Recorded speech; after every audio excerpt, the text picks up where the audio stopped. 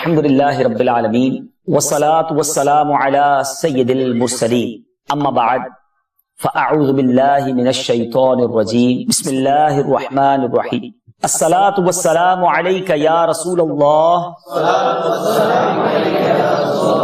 وعلی آلک واصحابک یا حبیب اللہ الصلاة والسلام علیک یا نبی اللہ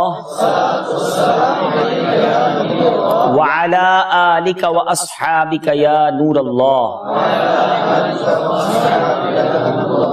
درود پاک پڑھنے کے بے شمار فضائل و برکات ہیں، اور جو میں نے ابھی حدیث پاک آپ کے سامنے پیش کرنی ہے، بہت سارے لوگ یہ کہتے نظر آتے ہیں کہ آج کل مہنگائی بہت ہے، ہماری جو ارننگز ہیں وہ کم ہیں، ہماری اسپینڈنگ زیادہ ہیں، ہمیں خرچہ پورا نہیں ہوتا ہے، کوئی وظیفہ بتا دیں رزق میں برکت کے لیے۔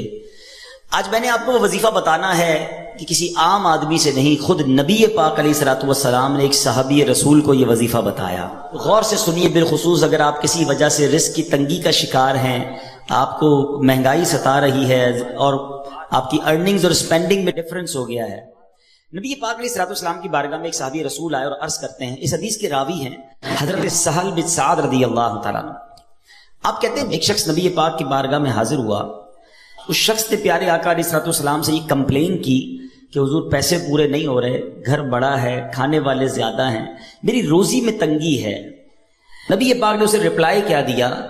نبی پاک نے فرمایا جب بھی گھر میں جایا کرو تو گھر میں جا کر سلام کیا کرو، چاہے گھر میں کوئی ہو یا نہ ہو، پہلی بات۔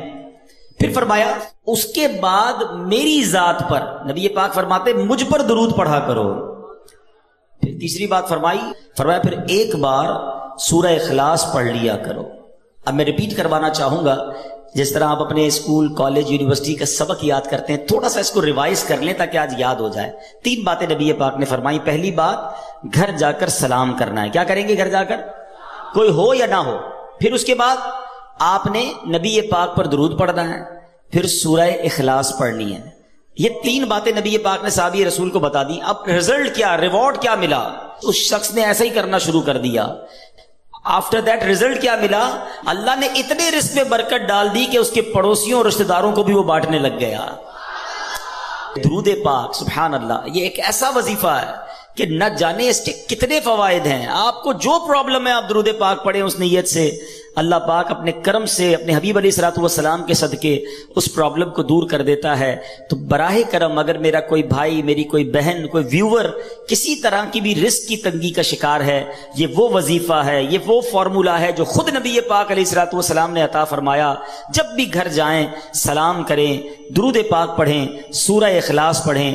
اللہ کریم سے دعا ہے رب کریم ہم سب کے رزق حلال میں برکت عطا فرمائے۔ آج میں جس ٹاپک پر آپ سے اسپیشلی بات کرنا چاہتا ہوں کہ دنیا میں بہت ساری ایسی چیزیں ہیں کہ جس کے لیے میں اسٹرگل کرتے ہیں۔ Why you here to study? آپ کیوں آئے ہیں پڑھنے کے لیے؟ آپ کو ایک برائٹ فیوچر چاہیے۔ آپ بہت سارے ہوں گے جو ٹنڈو جام کے رہنے والے نہیں ہوں گے، کوئی حیدرآباد سے ہوگا، ہو سکتا ہے سندھ کے دیگر شہروں سے آپ آئے ہوں گے۔ انسان اپنی لائف میں بہت ساری اسٹرگل کرتا ہے and he have no guarantee to take a good future۔ اس کے پاس یہ گارنٹی نہیں ہوتی کہ میں یہ اسٹرگل کروں گا تو بہت اچھا فیوچر ہو جائے گا، بٹ ہی از ٹرائنگ، اور کرنی چاہیے۔ پڑھائی اچھی کروں گا تو اچھی جاب مل جائے گی، جاب مل جائے گی تو اچھے انسینٹیوز مل جائیں گے، میں آگے جا کے اپنی فیملی کو سپورٹ کر سکوں گا۔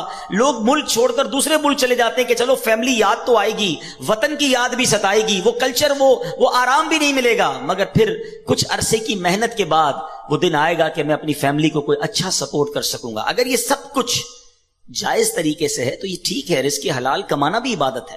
But what is my topic today? میں بتانا کیا چاہتا ہوں کہ ہم دنیا میں اسٹرگل کرتے ہیں کسی چیز کو پانے کے لیے، but we have no guarantee to find these beautiful rewards. ہمارے پاس کوئی گارنٹی نہیں ہے کہ ہم اس کو حاصل کر لیں گے، but we are trying to struggle. اور بعض اوقات ہاف آف لائف 15-20 سال لگ جاتے ہیں، 25 سال لگ جاتے ہیں جب جا کے ہم اس چیز کو پاتے ہیں۔ آج میں جس بات کی طرف توجہ دلانا چاہتا ہوں کہ دنیا تو مختصر ہے نا، 60 سال، 50 سال، 70 سال، ماں باپ کی دعا لگ گئی تو 100 سال، پھر تو جانا ہی ہے نا۔ آخرت میں وہ کیا چیز ہے جو ایک مسلمان کا مطمع نظر اور الٹیمیٹ گول ہے کہ مجھے وہاں جانا ہے اور وہ حاصل کرنا ہے؟ یقیناً ہر ایمان والا یہ چاہتا ہے کہ میں نے جنت کو حاصل کرنا ہے، کیونکہ مرنے کے بعد دو ہی آپشن ہے نا, یا تو جنت ہے یا دوزخ ہے. دوزخ میں تو کوئی نہیں جانا چاہتا, اللہ ہم سب کو محفوظ فرمائے اور بلا حساب جنت میں داخلہ عطا فرمائے. بٹ کوشچن یہ ہے کہ کیا جنت میں جانے کی کوئی گارنٹی مل سکتی ہے؟ کوئی ایسا عمل ہے, کوئی ایسا پروسیجر ہے کہ میں اس پروسیجر پر عمل کر لوں تو میں ڈیفینیٹلی جنت میں چلا جاؤں؟ دس از دا بگ کوشچن. جناب, اللہ نے رزق کا وعدہ تو کیا ہے جس کی اسٹرگل میں ہم ساری زندگی گزار دیتے ہیں, مگر اللہ نے جنت کا وعدہ نہیں فرمایا, مغفرت کا وعدہ نہیں فرمایا. ٹھیک ہے نا, جنت تو مرنے کے بعد پتا چلے گا کس کو ملنی ہے کس کو نہیں ملنی ہے. آج جو ٹاپک ہے میرا کہ کیا جنت کی گارنٹی مل سکتی ہے؟ جی ہاں, آج میں نے آپ کو انشاءاللہ احادیث کے ذریعے کچھ بتانا ہے کہ جنت کی بھی گارنٹی مل سکتی ہے. And this is not a big deal. We have to do something جو ہم نے اپنی لائف میں کرنا ہے, اور ہم جنت انشاءاللہ گارنٹیڈ حاصل کر سکتے ہیں. اور جنت ہے کیا؟ مثال کے طور پہ آپ کو جب تک ریوارڈ ہی نہیں پتا کہ آپ یہ حاصل کر لیں گے اگر یہاں یونیورسٹی سے اس گریڈ میں پاس کر لیں گے, تو آپ پڑھتے ہی نہ, آپ کو نظر آ رہا ہوتا ہے کہ یار یہاں پہنچوں گا تو یہ مل جائے گا. میں مختصراً حدیثوں کے ذریعے اور قرآن پاک کی آیات کے ذریعے پہلے تھوڑا سا ڈیفائن کرنا چاہتا ہوں کہ اللہ نے جو جنت بنائی ہے وہ ہے کیا, وہ کتنا بڑا ریوارڈ ہے, کیا اس سے بڑا بھی رب کا کوئی انعام ہے؟ سبحان اللہ. حضرت ابو ہریرہ رضی اللہ تعالیٰ عنہ اس حدیث کے راوی ہیں, اور ترمذی شریف کی حدیث ہے. کہتے ہیں حضور ہم نے نبی پاک سے عرض کی, یا رسول اللہ صلی اللہ تعالیٰ علیہ وسلم, ہمیں جنت اور اس کی تعمیر کے متعلق بتائیے. جنت ہے کیسی ہے, اس کے مکان کیسے ہیں, اس کی تعمیر کیسی ہے؟ دا سمری آف حدیث, نبی پاک فرماتے ہیں اس کی ایک اینٹ سونے کی ہے تو ایک اینٹ چاندی کی ہے, اس کا گارا مشک کا ہے, اور اس کی کنکریاں موتی اور یاقوت کی ہیں, اور اس کی مٹی زعفران کی ہے. There is no, ہم امیجنیشن بھی نہیں کر سکتے کہ وہ کیسی جنت ہے جس کا گارا بھی مشک کا ہے, جس کی مٹی زعفران کی ہے. نبی پاک علیہ الصلوۃ والسلام ایک اور جگہ فرماتے ہیں, مسلم شریف کی حدیث ہے, حضرت ابو ہریرہ رضی اللہ تعالیٰ عنہ اس حدیث کے راوی ہیں, رسول کریم علیہ الصلوۃ والسلام نے فرمایا, اللہ تعالیٰ نے ارشاد فرمایا کہ میں نے اپنے نیک بندوں کے لیے ایسی ایسی نعمتیں تیار کر رکھی ہیں جن کو نہ تو کسی آنکھ نے دیکھا ہے, نہ اس کی خوبیوں کو کسی کان نے سنا ہے, اور نہ کسی انسان کے دل پر اس کی ماہیت کا خیال گزرا ہے. اس کا مطلب کیا ہوا؟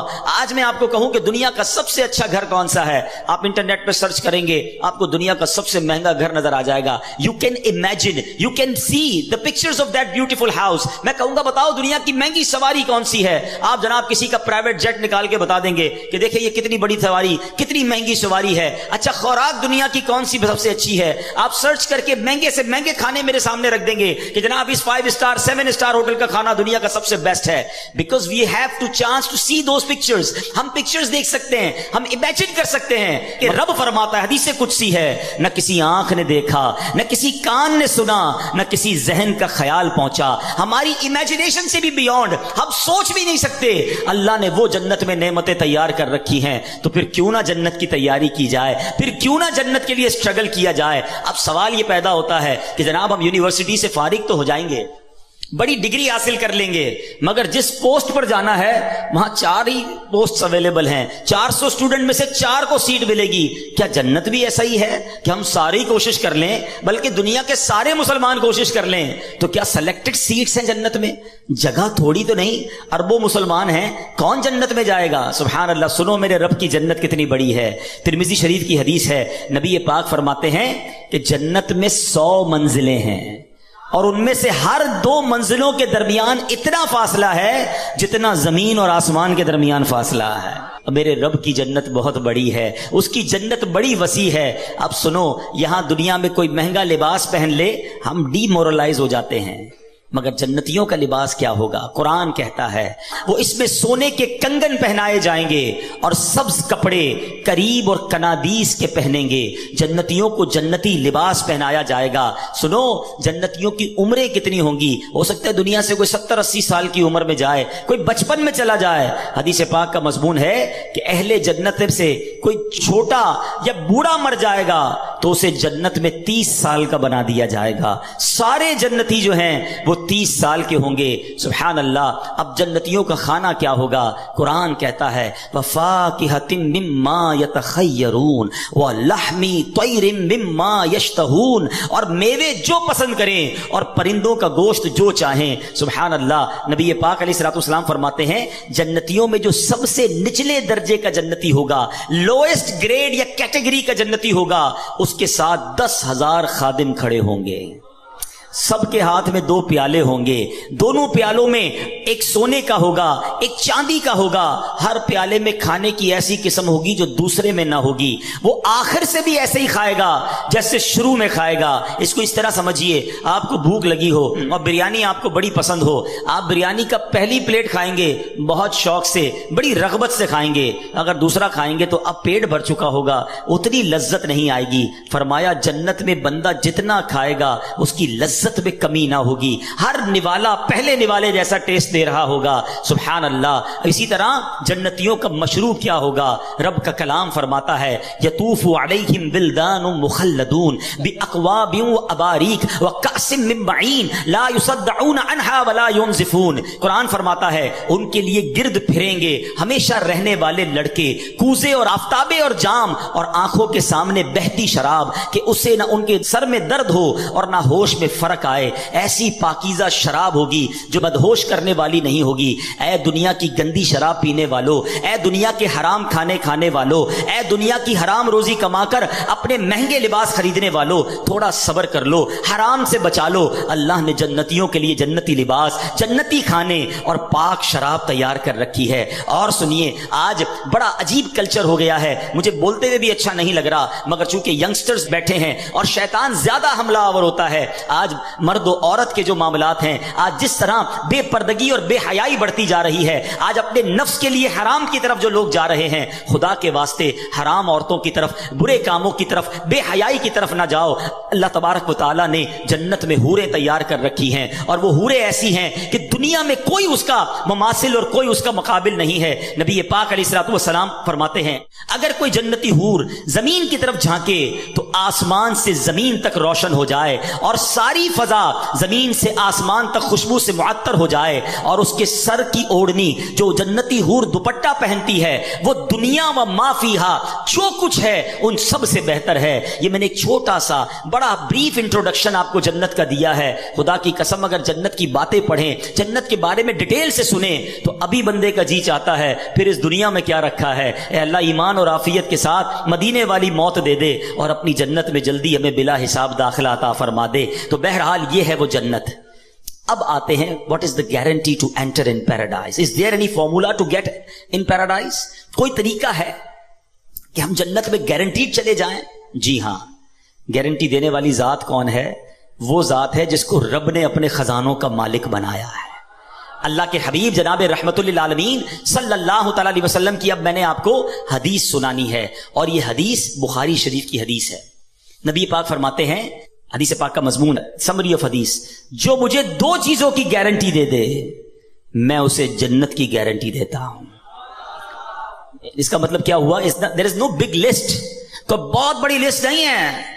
اے اسٹوڈنٹس، مجھے سننے والے جتنے لوگ سن رہے ہیں، 2 چیزوں کی گارنٹی مانگی ہے نبی پاک نے کہ if anybody give me guarantee for 2 things میں اسے جنت کی گارنٹی دیتا ہوں. وہ 2 چیزیں کیا ہیں؟ میرے آقا فرماتے ہیں مجھے 2 جبڑوں کے درمیان والی چیز اور 2 ٹانگوں کے درمیان والی چیز کی جو کوئی گارنٹی دے دے میں اسے جنت کی ضمانت دیتا ہوں. زبان اور پرائیویٹ پارٹ، شرمگاہ. جو کوئی ان دونوں چیزوں کا صحیح استعمال کرے، حلال طریقے سے استعمال کر لے، it's not a big deal. یقیناً مشکل ہے مگر کوئی لمبی لسٹ نہیں ہے. اگر ہم اس پر کانشیس ہو جائیں، پلان کر لیں، آج سے اپنے اوپر لازم کر لیں کہ میں نے اپنی زبان اور اپنی شرمگاہ کی حفاظت کرنی ہے. سبحان اللہ. نبی پاک اللہ کے حبیب ہیں، وعدہ فرما رہے ہیں کہ میں اسے جنت کی ضمانت دیتا ہوں. میرا یہ موضوع نہیں ہے مگر اس شاکان رسول کے لیے ایک بڑا خوبصورت نقطہ پیش کر کے آگے چلتا ہوں کہ گارنٹی کون دے سکتا ہے؟ اس کا مطلب وہی گارنٹی دے سکتا ہے جس کے پاس اتھارٹی ہو. یہ ذرا غور کرنے والی بات ہے. گارنٹی وہی دے سکتا ہے آپ کو, آپ کے اس کالج میں داخلے کی گارنٹی وہ دے سکتا ہے جس کے پاس یہ اتھارٹی ہو کہ وہ سائن کر دے تو پھر اس کے اوپر کوئی کلیم نہیں کر سکتا, اس کا کہنا آخر ہوگا. اللہ اکبر. اللہ نے اپنے حبیب کو یہ پاور, یہ اتھارٹی دی ہے کہ رسول اللہ جس کے بارے میں فرما دے رب اسے جنت میں داخل فرما دے گا. اللہ نے اپنے حبیب کو یہ اتھارٹی دی ہے. سبحان اللہ. ایسے ہی کوئی نہیں کہہ سکتا کہ میں گارنٹی دیتا ہوں. تو نبی پاک کا یہ فرمانا اس بات پر دلالت کرتا ہے کہ اللہ نے اپنے حبیب کو کیسے کیسے اختیارات سے نوازا تھا. اب آتے ہیں, دو چیزوں کی بات ہوئی اور میں اپنے اس پورے ٹاپک کو ان دونوں چیزوں کے گرد رکھوں گا کہ ہم نے اپنی زبان کیسے استعمال کرنی ہے اور اپنے آپ کو, اپنے پرائیویٹ پارٹس کو, اپنے آپ کو حرام کاری اور بدکاری سے کیسے بچانا ہے. یہ کتنے بڑے گناہ ہیں. زبان کیا ہے ذرا سمجھیے گا. نبی پاک علیہ الصلوۃ والسلام کی ایک حدیث سنیے گا تاکہ آپ کو اندازہ ہو کہ زبان کتنی اہمیت کی حامل ہے. حضرت سیدنا ابو سعید خدری رضی اللہ تعالیٰ عنہ حدیث کے راوی ہیں کہ نبی کریم علیہ الصلوۃ والسلام نے فرمایا جب آدمی صبح کرتا ہے تو اس کے جسم کے تمام پارٹس آف دا باڈی زبان سے کیا کہتے ہیں. ہمارے ہر پارٹ آف دا باڈی, ہاتھ, آنکھیں, کان, پیر, زبان سے کچھ کہتے ہیں. حدیث پاک ہے every part of the body کیا کہتا ہے زبان سے کہ اے زبان تو ہمارے معاملے میں اللہ سے ڈر, کیونکہ ہم تیرے ساتھ اور تیرے تابع ہیں, ہم بلونگ کرتے ہیں تجھ سے. اگر تو سیدھی رہے گی تو ہم سیدھے رہیں گے, اگر تو ٹیڑھی ہو گئی تو ہم بھی ٹیڑھے ہو جائیں گے. زبان ہی تو کسی کا دل توڑتی ہے نا, زبان ہی تو کسی کو گالی دیتی ہے, زبان ہی تو کسی سے جھگڑا کرتی ہے. آخر مار تو پوری باڈی کو پڑتی ہے نا. تو زبان سے سارے اعضاء کہتے ہیں تو نے سیدھا رہنا ہے, اگر تو ٹیڑھی ہو گئی تو ہم بھی ٹیڑھے ہو جائیں گے. اللہ اکبر. ایک بار نبی پاک علیہ الصلوۃ والسلام کی بارگاہ میں ایک صحابی آئے, صحابی کا نام حضرت سیدنا حارث بن بشام رضی اللہ تعالیٰ عنہ. کہتے یا رسول اللہ کوئی ایسا عمل بتا دیں جس کو میں اپنے اوپر لازم کر لوں. نبی پاک علیہ الصلوۃ والسلام نے فرمایا اپنی زبان کی طرف اشارہ کر کے اس کو قابو کر لو.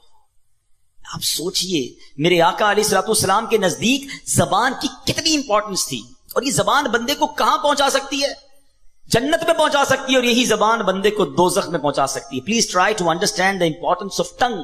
یہ زبان کدھر بندے کو پھنسوا سکتی ہے. یہ حدیث ذرا سنیے گا, ترمذی کی حدیث. حضرت سیدنا بلال بن حارث رضی اللہ عنہ راوی ہیں.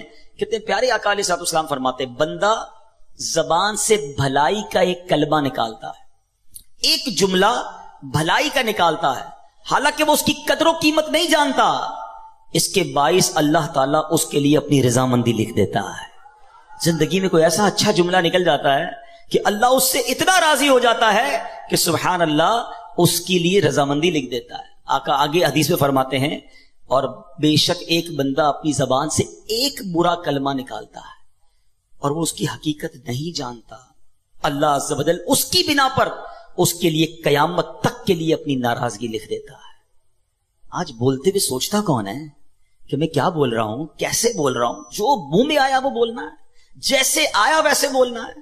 یہ سوچنا ہی نہیں کہ میرا یہ جملہ میرے ایمان پر کیا امپیکٹ کرے گا, میرے دین میرے عقیدے پر کیا امپیکٹ کرے گا, اللہ رسول کی کہیں اس پہ گستاخی تو نہیں ہو جائے گی, کہیں ضروریات دین کا کوئی انکار تو نہیں ہو جائے گا, کہیں سامنے والے مسلمان کا دل تو نہیں ٹوٹ جائے گا, کہیں کسی کو تکلیف تو نہیں پہنچ جائے گی. نہیں جناب, میری زبان ہے, میں جو چاہے بولوں. بڑی پیاری بات دانا لوگ کہتے ہیں کہ آپ سوچیں ہر عضو جو ہے وہ فری ہے, آنکھوں کے آگے کوئی بہت زیادہ چیزیں نہیں ہیں, کان بالکل کلیئر ہے, مگر زبان کے لیے 32 پہرے دار دیے گئے ہیں. جبڑا پورا زبان کو بند کر کے رکھا ہوا ہے, لیکن جب بندہ بولتا ہے تو ان پہرے داروں کا بھی خیال نہیں کرتا اور سامنے والے کا دل توڑ دیتا ہے. اس زبان سے ہم جنت کما سکتے ہیں. جی ہاں, ذرا مل کے کہیے سبحان اللہ, زور سے کہیے الحمدللہ, اب کہیے اللہ اکبر. بڑے کیلکولیٹڈ لوگ بیٹھے ہیں, پڑھے لکھے لوگ بیٹھے ہیں. میں آپ سے پوچھتا ہوں کتنی دیر لگی یہ 3 سینٹنس کہنے میں آپ کو؟ لیس دین 30 سیکنڈز. آئی ہوپ 15 سیکنڈز لگے ہوں گے, ٹھیک ہے نا. میں آپ سے سوال کرتا ہوں ود ان 15 سیکنڈز اس دنیا میں آپ کیا ارن کر سکتے ہیں, کتنا کما سکتے ہیں؟ آپ بڑی سی بڑی پوسٹ پہ پہنچ جائیں, بڑے سے بڑا بزنس کر لیں. میں دعویٰ کرتا ہوں آپ کو, اگر آپ مثال دیتا ہوں, چلے تھوڑی سی آپ کا ایگزام کیلکولیشن بھی چیک کر لیتے ہیں, ٹھیک ہے. اگر کوئی شخص مہینے کے 10 لاکھ روپے کماتا ہو, ایسے بہت تھوڑے لوگ ہوں گے یہاں پر, چلے مان لیا کہ آپ 10 لاکھ کماتے ہیں, تو آپ روزانہ کتنے کماتے ہیں؟ تھوڑی سی کیلکولیشن کر لیں. میرے حساب سے 35,000 روپے بن جائیں گے, 33,000 35,000 موٹا حساب پکڑ لیں. روز کی آپ کی آمدنی 35,000 ہو گئی. اب اس کو ڈیوائڈ کر دیں 24 گھنٹے پر, ٹھیک ہے, تو موٹا حساب اگر پکڑ لیں تو شاید 1300-1400 روپے بن جائیں گے گھنٹے کے. ایسا ہی ہے. 1500 रुपए ले लें भाई, चले और ज्यादा बड़ा हिसाब कर लेते हैं। 1500 रुपए घंटे के आप कमाते हैं तो इसको डिवाइड कर दें 60 पर, अब मिनट के पैसे बनाएं तो 1500 रुपए की अगर आप मिनट पे पैसे आ जाएंगे तो आपके ये पैसे कितने बनेंगे? शायद 60 मिनट्स पे आप करेंगे तो 40 रुपए बनेंगे। अब आप उसको ले आए 15 सेकंड पर या आधे मिनट पर, तो पता चला कि महीने के 10 लाख कमाने वाला भी 1 मिनट में चंद रुपए ही कमा सकता है। ऐसा ही है ना? मगर इस हॉल में बैठने वाले आशिकाने रसूल विद इन 15 सेकंड्स पता है आपने क्या कमाया है? मैं नहीं कह रहा, अल्लाह के नबी के सच्चे वादे हैं, जो एक बार सुभान अल्लाह कहे उसके लिए जन्नत में दरख्त लगा दिया जाता है, एक बार अल्हम्दुलिल्लाह कहे उसके लिए जन्नत में दरख्त लगा दिया जाता है, एक बार अल्लाहु अकबर कहने वाले के लिए जन्नत में दरख्त लगा दिया जाता है। This is the importance of tongue. ये जबान की अहमियत है कि बैठे बैठे वो कमा सकता है बंदा जो दुनिया में बैठ के नहीं कमा सकता। मगर इसी तरह इस जबान से ही ऐसे जुमले भी कोई कह जाता है जो ईमान से ही फारिग हो जाता है। याद रखिए, बेअदबी, गुस्ताखी, अल्लाह की शान में कोई ऐसा जुमला कह दिया, नबी पाक के बारे में कुछ ऐसा माद अल्लाह कह दिया, इंसान ईमान से ही चला जाएगा, पता भी नहीं चलेगा। और आजकल ये बाकायदा प्लान किया गया है, फिल्मी गानों में, चुटकुलों में, कॉमेडी शो में अजीब अजीब सी बातें फैलाई जाती हैं कि लोग मजे मजे लेके सुन रहे होते हैं, हंस रहे होते हैं, कैके लगा रहे होते हैं, ये दोस्तों को सुना रहे होते हैं, आगे फॉरवर्ड कर रहे होते हैं, देखो यार क्या जबरदस्त चुटकुला आया है, कैसा जबरदस्त उसने जोक सुनाया है। जोक के जरिए ईमान पर बात कर रहे हो। सोचते नहीं कि वी आर मुस्लिम्स, हमारी कोई बाउंड्री है, हम अल्लाह रसूल और जन्नत दोज़ख के बारे में, कयामत के बारे में मजाक नहीं कर सकते। मगर किसको पड़ी है इसकी? भाई चार कहके लगेंगे, दोस्त कहेंगे कैसा जनाब जॉली दोस्त है, हर बार मिलता है नया लतीफा सुनाता है, हर बार मिलता है एक नया जोक लेकर आता है। हम दोस्तों को खुश करने के लिए ईमान बर्बाद कर जाते हैं। ये सोचते नहीं कि ये जबान मुझे जहन्नम के गहरे गड्ढे में गिरा सकती है। खुदारा इस बात पर अवेयर रहिए कि शैतान ये चाहता है कि मैंने तो जहन्नम में जाना है, मैं अपने साथ इनको भी जहन्नम में ले जाऊं। अब यहां शैतान एक वसवसा किसी के ज़हन में डाल सकता है कि यार क्या एक जुमले से ईमान चला जाएगा? इतना हमने बचपन से मुसलमान हैं, क्या एक जुमला कहकर हमारा ईमान हमसे चला जाएगा? जी जनाब, मैं आपको अब एक एग्जाम्पल के जरिए समझाता हूं कि जुमले की अहमियत और वर्डिंग्स की अहमियत कितनी है। मैं आपसे सवाल करता हूं, एक बंदा 70 साल तक सारी जिंदगी गैर मुस्लिम रहा और मरने से थोड़ी देर पहले सिद्ध के दिल के साथ कलमा पढ़ लिया, क्या हो गया वो? जवाब दो ना। मुसलमान हो गया ना, पिछली कुफर की जिंदगी खत्म हो गई है। अहादीस का मजमून है, बंदा जब मुसलमान होता है उसके पिछले गुनाह भी माफ कर दिए जाते हैं। एक जुमला जब उसे कुफर से इस्लाम की वादी में ला सकता है, तो यही एक जुमला किसी को ईमान से कुफर में भी मुब्तला कर सकता है। प्लीज बोलने से पहले सोचो तो सही हम क्या बोल रहे हैं, ठीक है? तो बहुत सारी मिसालें हैं कि एक जुमले से मामला सारा ही चेंज हो जाता है। अल्लाह करे कि हम जबान की एहतियात को समझे और अपने ईमान की कदर करें। एक हदीस पाक का मजमून है कि इब्ने आदम 4 किस्म के तबकात पर हैं। There are 4 categories. आका फरमाते हैं कि कुछ लोग वो होते हैं, हदीस पाक का मजमून है, जो मुसलमान पैदा होते हैं और मुसलमान ही वाली जिंदगी गुजारते हैं, ईमान पर ही उनका खात्मा होता है। अल्लाह से दुआ करते हैं अल्लाह हमें उस कैटेगरी में शामिल रखे। ए अल्लाह तूने ही मुसलमान पैदा किया है, सारी जिंदगी मुसलमान रखिए और ईमान पर ही हमारा खात्मा हो जाए। दूसरी कैटेगरी नबी पाक फरमाते हैं, वो भी बहुत बड़ी तादाद है, जो लोग कुफर पे पैदा होते हैं, काफिर घराने में पैदा हुए, काफिरों वाली जिंदगी गुजारी और कुफर पर ही उनकी खात्मा हो गया। ऐसे भी बहुत सारे हैं। तीसरी कैटेगरी नबी पाक फरमाते हैं, कुछ लोग काफिर घराने में पैदा होते हैं, कुफर वाली जिंदगी गुजारते हैं, मगर मरने से पहले उन्हें ईमान मिल जाता है और मोमिन वाली मौत मरते हैं। और ऐसे बहुत सारे हैं। अल्हम्दुलिल्लाह, ये बड़ी खूबसूरत एक बात है, जो दुनिया भर की स्टडी करते हैं वो जानते हैं, the most growing religion on earth, इस जमीन पर सबसे ज्यादा तेजी से फैलने वाला अगर कोई मजहब है तो अल्हम्दुलिल्लाह वो हमारा मजहब इस्लाम है। But there is no one way traffic. ऐसा नहीं है कि मुसलमान तेजी से लोग हो रहे हैं तो कोई गैर मुस्लिम नहीं हो सकता, क्योंकि हदीस पाक की अब चौथी कैटेगरी सुनो। आका फरमाते कुछ लोग मुसलमान घराने में पैदा होते हैं, मुसलमानों वाली जिंदगी गुजारते हैं, मगर उनका खात्मा कुफर पर होता है।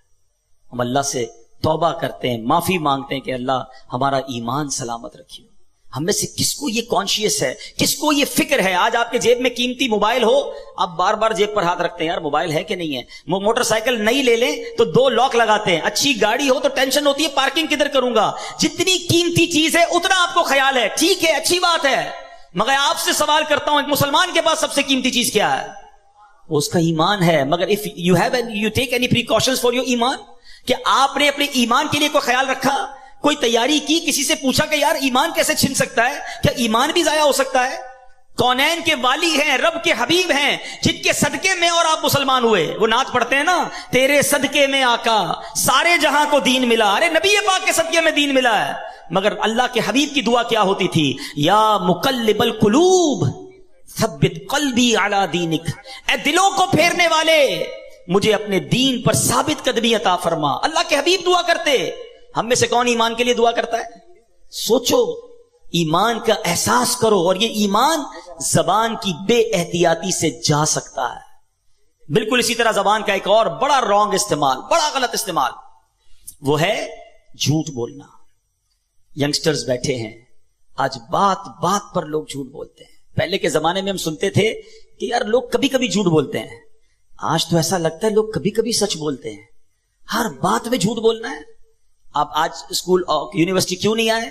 تو گھر میں فلاں بیمار تھا. اچھا اب کیوں نہیں آئے؟ تو وہ میں بیمار تھا. اب کیا ہوا؟ فلاں کا انتقال ہو گیا. آپ جھوٹ بول کر اپنے آپ کو بچا تو لوگے، اللہ کی بارگاہ میں کیا جواب دو گے؟ غور کریں. جھوٹا جو ہے نا ہمیشہ مضطرب رہتا ہے. یاد رکھیں، کچھ لوگ کہتے ہیں میں سکون نہیں ملتا. آج میں آپ کو ایک فارمولا دے دیتا ہوں. If you want to become a peaceful, اگر آپ چاہتے ہیں کہ آپ کا مائنڈ سیٹ بھی پیسفل رہے، آپ سکون کی نیند سوئیں، آپ سچ بولنا شروع کر دیں. سچا ہمیشہ پرسکون ہوتا ہے. جھوٹا مضطرب اور ٹینشن میں رہتا ہے. وجہ کیا ہے؟ وہ سب کو جھوٹ بول کے ٹینشن میں رہ رہا ہوتا ہے. کدھر رہتے ہو؟ غلط بتایا ہے. کیا کرتے ہو؟ غلط بتایا ہے. کون سے ڈپارٹمنٹ میں غلط بتایا ہے. تنخواہ کتنی ہے؟ غلط بتایا ہے.